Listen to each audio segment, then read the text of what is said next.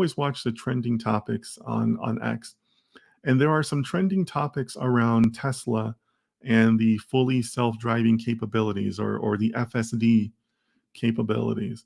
And there was a little bit of back and forth.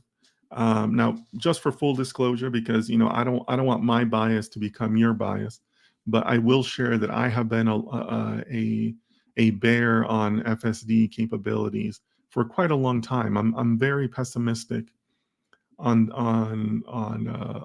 our ability to actually reach a fully automated state, what's known as a level 5 of driving automation. There's different levels that